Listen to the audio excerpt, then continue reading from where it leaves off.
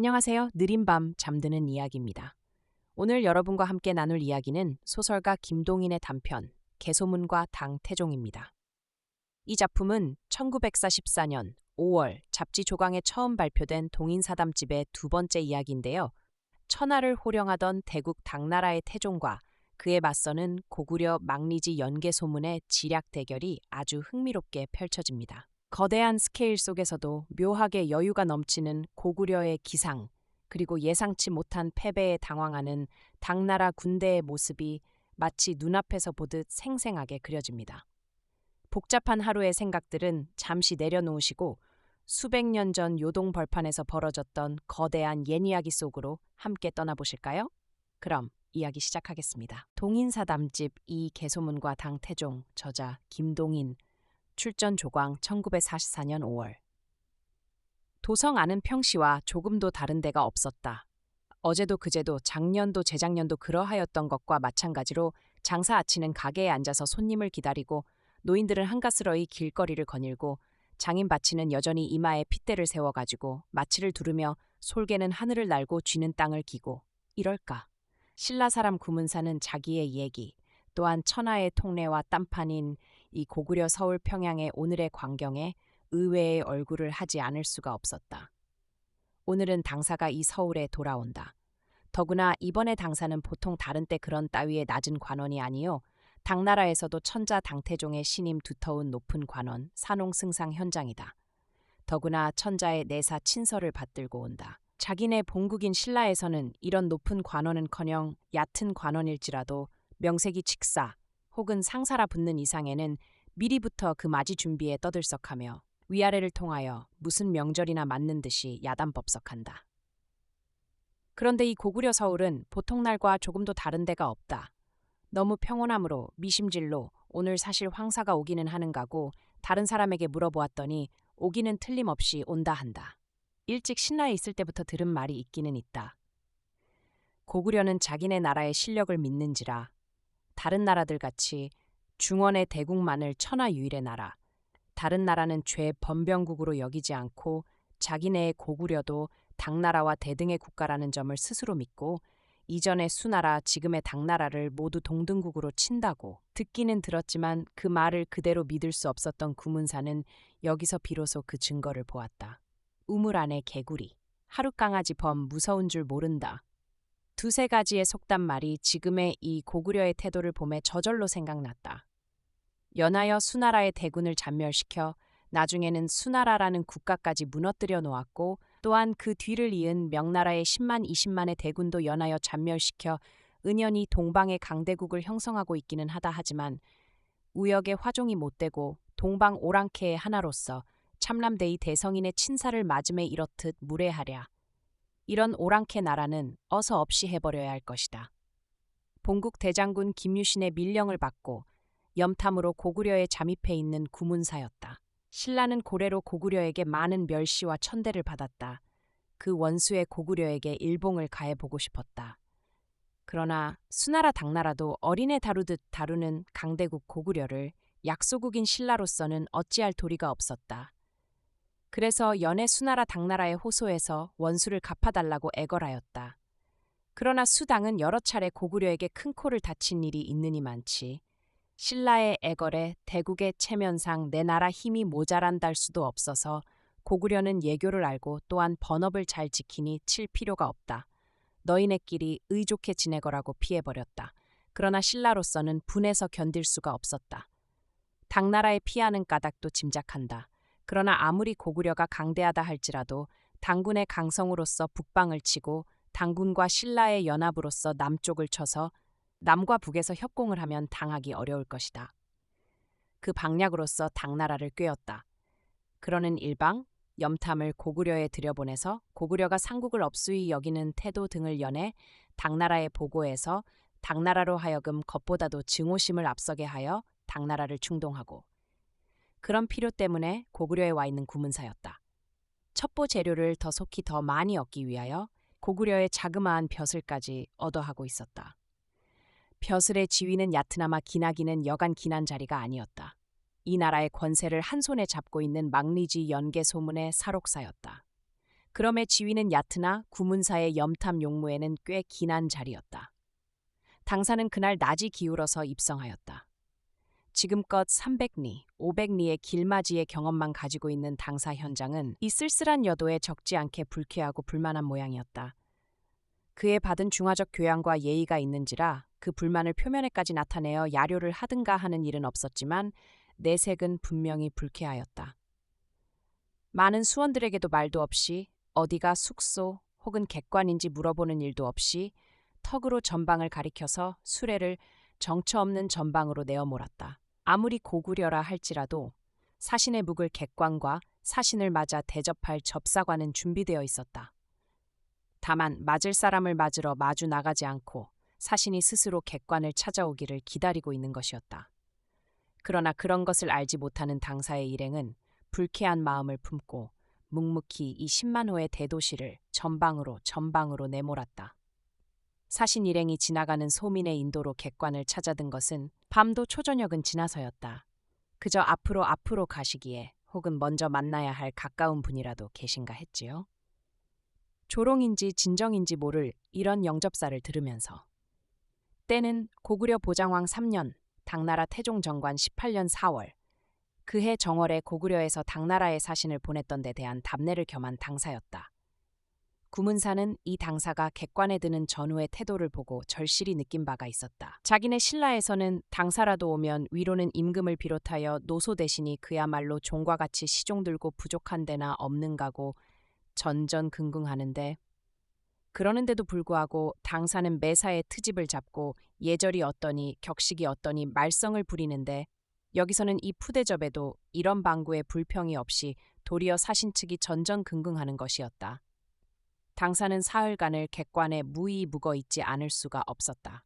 이 나라 임금은 몸이 좀 편찮아 사신 접견을 못하겠고 망리지 영계 소문이 만나볼 터인데 좀 바쁜 일이 있어서 사흘을 기다리라는 것이었다. 그 사흘간을 당사 일행은 이 나라의 문물제도를 시찰하였다. 무비는 더 말할 것도 없고 문화 방면의 찬란한 발달에는 눈을 크게 할 밖에는 도리가 없었다. 중국은 아무리 인류의 꼭두머리요 우주의 주인이요 문화의 근원지라고 자긍하지만 10년 100년마다 나라이 없어지고 새로 생기고 혁명과 역성 위주의 국가놀이 때에 문화가 계통적으로 순조로운 발달을 할 수가 없었다. 자라던 문화는 꺾이고 다시 새 것이 생기고 그것이 또 자라다가는 중도에 꺾이고 자변한 문화 견본장인 느낌이 있을 뿐이다. 거기 반하여 이 나라는 한 나라로 계속된 지 이미 700년, 북방 부여의 웅대한 대자연에서 비롯하여 현재 평양의 그림같이 아름다운 자연을 배경으로 명군 치하의 안온한 국가 생활. 700년은 이 나라 만성의 문화적 소질을 자유로이 마음껏 배양해 주어 석각에, 건축에, 그림에, 장식에 또는 방적에, 칠기에, 철공, 목공에 온갖 방면에 긍하여 찬란한 문화와 능란한 솜씨를 자랑하고 있다. 견식이 넓고 건실한 현장은 이 점을 알아보고 내심 혀를 둘렀다. 각 방면으로 장차 당문화란 것을 이룩하여야 할 처지에 있는 현장은 이 기성의 고구려 문화를 찬찬히 시찰하고 속으로 배운 바가 많았다. 사흘 뒤에야 만나겠다던 망리지는 이틀 뒤에 갑자기 사신을 불렀다. 틈이 생겼으니 날짜를 다가 만나자는 것이었다. 현장은 수원 2명을 데리고 이 나라 조방에 들어갔다. 본시 이 나라 사람의 체격이 큼직하여 보통 민가도 큼직큼직하거니와 조방은 유달리 높고 넓어서 왜소한 체격의 주인인 현장은 먼저 이 방에 위압되었다. 인도하는 대로 큼직한 의자에 몸을 잠갔다. 좀 뒤에 저편에서 지끈지끈하는 소리가 들렸다. 사신을 응대하던 이 나라 관원들의 태도가 긴장되었다. 이리로 통하는 문이 열렸다. 그 문으로는 태산이 이리로 움직여온다. 그 견고한 마루판장이 지끈지끈하며 한 태산만한 인물이 배행 2명을 데리고 온다. 일견 연개 소문으로 알았다. 소문에 듣던 바 검 5자루를 차고 고래 눈을 절반만치 닫고 이리로 이동해 오는 인물이야말로 동이의 나라에 태어나서도 영웅 소문은 천하의 높은 망리지 연개 소문에 틀림이 없을 것이다. 현장은 자기도 모르게 벌떡 일어났다. 신하가 천자를 맞듯 길이 4번 절하였다. 그 위풍에 압도되어 자기도 모르는 틈에 절한 것이었다. 개소문은 손을 들었다. 절을 그만두라는 뜻으로 2번 손을 저었다. 그리고 가볍게 머리를 끄덕이며 사신의 맞은편 의자에 가서 걸터 앉았다. 앉으면서 사신도 앉으라는 뜻으로 두어 번 탁자를 두드렸다. 그러나 위풍에 압도된 현장은 앉지도 못하고 손을 공손히 읍하고 서 있었다. 개소문은 눈을 감았다. 감고 비로소 말하였다. 만리원로를 동방상춘차는 아니시겠지. 네이, 우리 천자께오서 고구려 나라님 전에 내세서가 있습니다. 어디? 손을 편다. 천자의 칙서를 더구나 나라님께 보낸다는 글월을 달라고 손을 펴는 막리지에게 현장은 공손히 그 글월을 바쳤다. 개소문은 그 글을 받아 탁자 위에 놓았다. 내용을 사시는 짐작하시오. 무슨 사연인지. 잠깐 눈을 조금 떴다가 다시 감는다. 좌우간 앉으시오. 현장은 그래도 앉지 못하였다. 네이, 그 내용은? 그래서 내용은 다른 것이 아니라 저 신라는 나라를 상국에 바치고 조공을 성실히 하옵고, 그런데 백제는 본시 귀국과 백제는 이래야 될 것이지만 그날은 나오지 못했다. 조공도 게을리 하옵고 또 귀국과 아울러 신라를 너무 문득 이상한 소리가 났다. 눈을 몰래 치뜨고 개소문을 보니 깜박 잠든 듯 약하게 코고는 소리가 난다. 현장은 말을 계속하지 못하고 잠시 기다렸다. 꽤 기다렸다. 그러나 개소문의 코고는 소리는 차차 본격화해 간다. 현장은 불어 소리나게 한번 움직였다. 발에서는 쿵 하는 소리도 났다. 개소문은 눈을 번쩍 떴다. 응? 응? 그래서 결국 너무 위압된 현장은 어서 회견을 끝내고 싶기만 하였다. 개소문은 들었건 못 들었건 간에 자기의 할 말만 끝내었다.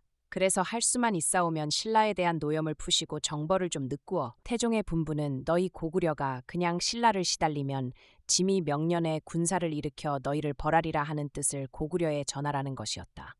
그러나 그런 말은 현장의 입에서 못 나왔다. 말을 다 들은 개소문은 눈을 뜨고 손쳐서 막하를 불렀다.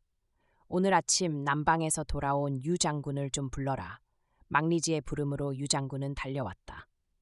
유 장군, 오늘 아침 내게 한 보고를 여기 다시 한번 뇌이게. 네이, 계림의 두 성은 완전히 공략했고 우리 충용군은 기호지세로 그냥 남진하는 중이옵니다. 수고했네. 물러가게. 사신도 듣다시피 우리나라는 지금 계림의 참람된 죄를 벌하는 중이여. 그러나 이웃나라 천자의 간청도 있고 하니 내 우리나라님께 여쭈어 반사하도록 하리다. 사신도 아시겠지만 중도 반사라는 건 패배나 일반이야. 적병도 이겼노라고 하지 고구려가 당왕의 간청으로 반사했다고 하겠소? 많은 내 맡아서 하리다. 막리지의 이 순순한 말에 현장은 좀 용기를 얻었다. 좀 주저하고는 의자에 몸을 잠갔다. 막리지, 우리 천자의 소청은 이번에 한한 것이 아니라 장래도 계림을. 개소문은 그의 커다란 머리를 천천히 저었다. 그건 못 들을 소청. 계림과 우리와의 오랜 원혐이 있으니 즉 예전 수적 입구할 때 북방에 수적을 잔멸시키느라고 남방을 돌볼 겨를이 없을 때 나적이 남방에서 우리 땅 500리를 훔쳤어. 그 행위도 벌하려니와 우리 잃은 땅도 도로 찾아야겠으니 장차까지는 약속치 못하겠소. 그게야 기왕지사가 아니오니까. 기왕지사를 말하자면 요동재성은 모두 본시는 중국 군현이었던 게 지금 귀국 땅이 됐습지만 중국은 아무 말도 안 합니다. 개소문은 눈을 한번 들어 현장을 보고는 다시 곧 감았다. 무슨 위험미를 띤 눈이 아니었건만 현장은 몸을 쏘스라쳐 다시 일어섰다. 무슨 당차는 소리. 요동도 본시는 부여의 땅, 한때 중국에게 도적맞았던 것을 도로 찾은 것이지. 현장은 꽤 주저하고서 그의 마지막 말을 빨리 하여 버렸다. 그러면 우리 폐하는 정려의 살을 일으키실 것이 왜다. 그러면 당왕도 수의 양재같이 말고기를 자시고 정강말을 타고 분한 귀국하시게 될게요. 자, 말리길 잘 가시오. 개소문은 그의 커다란 몸집을 일으켜서 이 자리를 떠났다. 그러나 들어가려던 발길을 다시 돌이켰다. 사신. 한데 당군이 정도에 오르면 군량은 대개 어떻게 하오? 글쎄옵니다. 각자가 아마 자기의 한 달 식량은 몸에 지니고 오리다. 글쎄, 그러면 마음 놓이오. 우리나라는 자금 흉년이 계속돼서 만성이 먹을 게 걱정인데 요행 당인이 100만으로 잡고 한 사람 탓대씩 지니고 온다면 500만 대 50만 석. 매명 많이씩 지니라고. 이 나라는 흉년으로 양곡이 부족하니 많이씩 지니고 오도록 부탁해 두오. 하고는 안으로 들어갔다. 현장은 황황히 귀국하였다. 곧 당 태종께 복명하였다. 물론 복명함에는 자기의 비겁하고 치사한 행위를 감추기 위해서 더욱 고구려를 과장하여 나쁘게 복명하였다. 태종은 개소문에게 경노하였다. 물론 개소문이 당나라에 순종하고 공순하리라고는 생각지 않았다. 과거에도 개소문의 마음을 사려는 뜻으로 궁복이며 명마, 금전 등을 여러 번 개소문에게 하사하였었건만 그 매번을 개소문은 한마디의 사례도 없을 뿐더러 천자의 하사품을 초계같이 여기고 하인배에게 주어버리고 하였는지라 현장의 복명이 반가울 만한 것이 없으리라고는 생각하였지만 이번의 현장이 천자의 사신으로 그 푸대접도 푸대접이려니와 태종의 분부를 일일이 조롱하는 태도로 묵살해버리니 노염이 클밖에 없었다. 곧 천하의 조를 내렸다. 고구려 망리지 연개소문은 자기의 임금을 시하고 대신을 없이하고 백성을 학대하는 외에 또 지금 지매조를 거역하니 이를 토벌하노라. 그리고 7월경부터 착착 고구려 정벌의 준비를 시작하였다. 그 9월의 연개소문은 태종께 백금을 약간 보내며 사람 50명을 함께 보내어 수기로 써달라고 간청하였다. 취직운동의 뇌물이었다. 그러나 실질에 있어선 한낱 조롱이었다. 태종은 장안의 부로들을 불렀다. 역시 같은 말 요동은 본시 중국 땅이었던 점, 고구려 망리지는 제 임금을 시하고 백성을 괴롭게 하는 흉적이니 징벌한다. 운운으로써 부로들을 달래고 그 자손들을 나라에 바치기를 요망하였다. 이런 때에 있어서는 늘 같은 일이 거듭되지만 부로들은 역시 이 싸움에 반대하였다. 일찍이 고구려 정벌군이 참패하지 않은 적이 없었고 그런 때마다 본시 몇백만이라는 큰 무리로 떠났다가 살아 돌아온 자 겨우 몇천 명뿐이라는 역사만 가지고 있는지라 이 명목모호한 전쟁에 자식을 내보내기가 싫은 것이었다. 그러나 태종의 결심은 굳었다. 그 동짓달 태종은 낙양에 이르러 거기서 수 양제를 따라 고구려 정벌을 갔던 일이 있는 정모라는 사람을 행제소로 불러서 의견을 들어보았다. 역시 반대였다. 요동은 길이 멀어 양곡 운반도 힘들고 또 동의가 잘 지켜서 속히 이기기 힘두옵니다 하는 것이었다. 거기 대하여 수때와 지금을 비할 배 아니니 두고 하회를 보라고 장담하였다. 각 장수들을 명하여 각도로 나누어 요동에서 모이도록 분부해서 대군을 떠나보냈다. 또 조를 내렸다.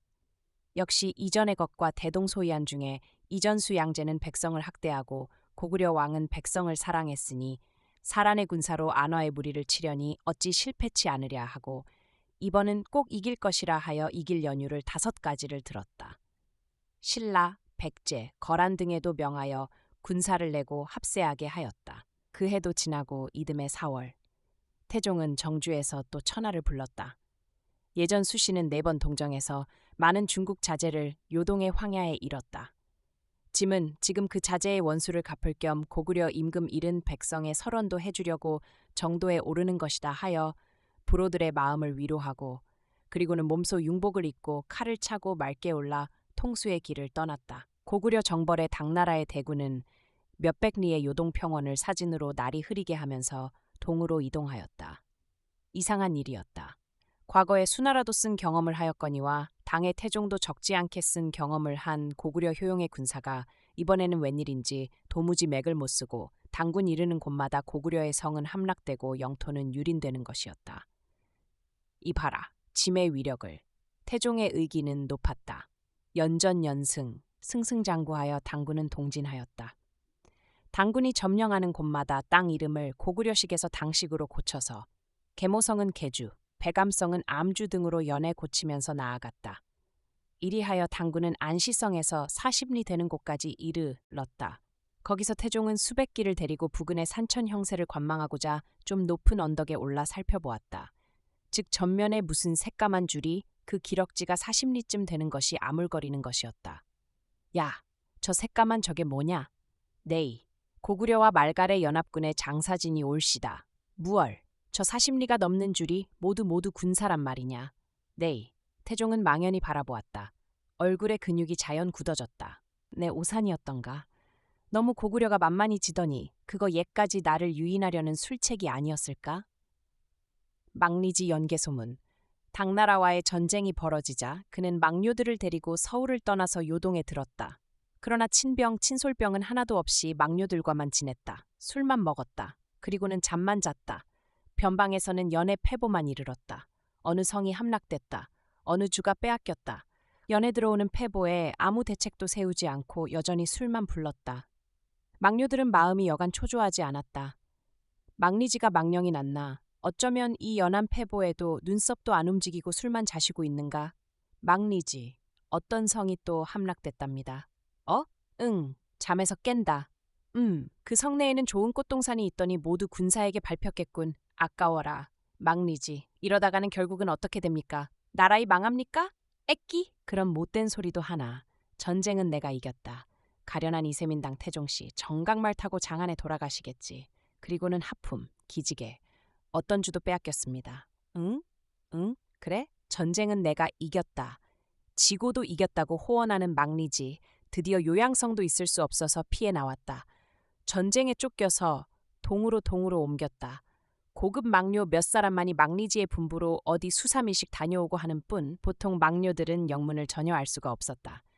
전쟁은 해를 거듭하기 2년. 그동안 고구려 측에서 한 일은 그저 쫓기는 것뿐이었다. 좀 지켜보다가는 성내의 양식들을 다 옮기던가 불사르고 성을 비우고는 쫓겼다. 당병은 성을 빼앗고 그냥 더 동진을 하면 쫓겨 숨어있던 무리들이 이 구석 저 구석서 나와서 당군의 뒤를 엄습하고 교란하고 양곡 등을 빼앗고는 숨어버린다. 막리지는 아무 방략도 강구하지 않고 쫓기는 우리 군사. 항복하는 우리 성의 보고를 듣고는 그저 술만 부르는 것이었다. 어떤 견고한 성 같은 데서는 좀 버티어보려고 그럴 만한 꾀를 안출해서 막리지께 아뢰면 막리지는 여전히 잘 듣지도 않고 코를 골고 마는 것이었다. 이리하여 쫓기기를 안시성까지 이르렀다. 백여리 밖에까지 당의 대군이 이르렀다. 다른 데서면 당군이 100리쯤 되는 곳까지 이르면 또 다른 곳으로 피하던 막리지였지만 이 안시성에는 일부러 찾아 들어갔다. 안시성 성주 양만추는 신을 거꾸로 신으며 뛰쳐나와 맞았다. 막리지, 대적을 치시기에 얼마나 노심하십니까? 내야 술이나 먹고 구경이나 하는 사람이거니와 성주는 고성 지키기에 얼마나 애쓰시오. 아문에 들었다. 이 성내에는 양식은 넉넉하시오? 3년 지킬 것은 있습니다. 우물은 깊은 우물이 웬만한 시내에 지지 않을 만한 게 수십 군데옵니다. 궁시는 넉넉하옵니다. 내 한동안 여기 있겠소이다. 오래간만에 양공의 명궁 솜씨를 좀 봅시다. 이리하여 막리지의 일행은 안시성 안에 잠겨버렸다. 요동에도 가을이 찾아왔다.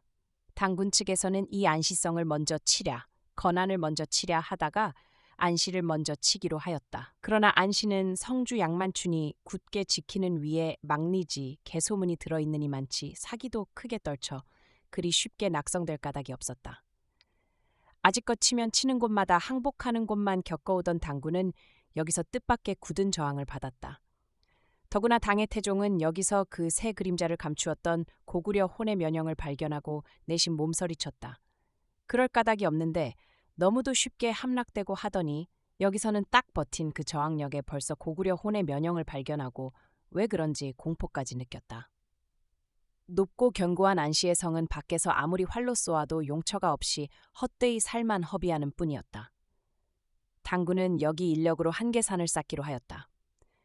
안시성 내를 넉넉히 굽어볼 만한 높은 산을 쌓고 거기서 성내를 정찰하고 공격하기 위하여 연인원 50만이라는 많은 힘을 들여서 안시성보다 높은 산을 하나 쌓아 올렸다. 저게 당황이 아니오니까?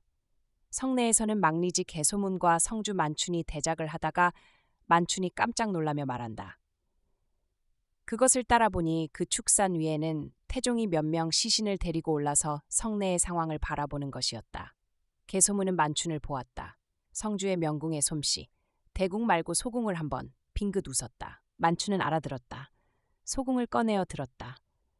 만춘의 손이 한번 움직일 때에 만춘의 손에 있던 작은 살은 태종을 향하여 날아갔다. 왼편 눈을 겨누었는데요. 라는 말과 같은 순간에 태종의 손이 벼락같이 당신의 왼편 눈으로 올라갔다. 들리지는 않지만 부르짐을 내는 모양. 그러면서 앞으로 쓰러졌다. 솜씨 여전하시구려. 개소문은 미소하며 만춘을 보았다. 그물코는 잡아 죄셨겠지요? 그럼 당적 전멸이지. 당군은 이 여름부터 차차 양곡이 뒤몰리게 되었다. 아직껏 점령한 곳마다 모두 고구려군이 불사르고 뛰었는지라 본국의 조를 운반해 왔었는데 차차 고구려 땅 깊이 들어오자 그것이 힘들어갔다. 이런 양식난의 위협을 받으면서 그래도 연전연승하는 재미에 그냥 따라오느라는 것이 이곳 안시까지 이른 것이었다. 여기서 아직껏 그런 일이 없이 뛰기만 위주하던 고구려가 딱 버티고 맞섰다. 싸움은 지구전이 되었다. 그런데 여기서 40리쯤 밖에는 고구려와 말갈의 병사가 40리의 장사진을 치고 있다. 그 장사진은 그저 그곳에 움직임 없이 서 있을 뿐이었다. 모두 무시무시하였다. 양식난의 위협은 나날이 가중되고 안시성은 견고하여 움직일 수 없고 40리 밖에는 무시무시한 것이 복제해 있고 게다가 가을은 고비를 넘어 차차 겨울이 되어간다. 여러 가지 이런 점 등으로 태종은 이 안시성이나 어떻게 처치하고는 그만 회군해버릴까 하는 생각도 적지 않게 품게 되었다. 굳이 반대하고 고집하여 일으켰던 전쟁이거니 여기서 스스로 물러간다는 것은 좀 안 되기는 하였지만 그러나 이번의 싸움에서는 전과 달라 번번이 이기기만 하였다. 인제 회군한다고 패전은 아니다. 패전이 아니요. 그냥 승전을 계속해 오다가 회군하면 그래도 참패 분함보다는 좀 나았다. 제일 양곡과 엄동의 위협 때문에 태종의 마음이 적지 않게 동요될 때에 안시 성주 양만춘의 쏜살 한 대가 태종의 왼쪽 눈에 박힌 것이었다. 살은 깊이 박히지 않아 곧 뽑아버려서 한눈을 잃은 뿐 뒤탈은 없지만 이날 밤 태종은 장령들을 모아가지고 회군할 일을 의논하였다. 누구나 겨울의 위협과 식량의 위협을 받던 위에 여기서 비로소 그새껏 그림자를 감추었던 고구려 혼의 면형에 접한 장령들은 태종의 의견에 곧 승복하였다.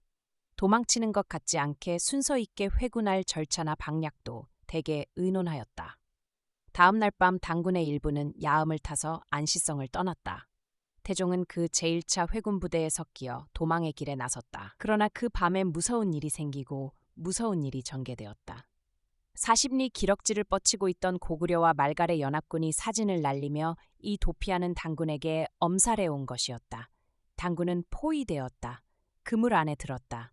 놀랍고 무서운 일은 전개되었다. 몇백만인지 모르는 많은 사람이 안시성 근교에서 죽이우며 무서운 참극은 전개되었다. 이 근처 일대는 시산혈해로 화하였다. 당군은 거진 전멸하였다.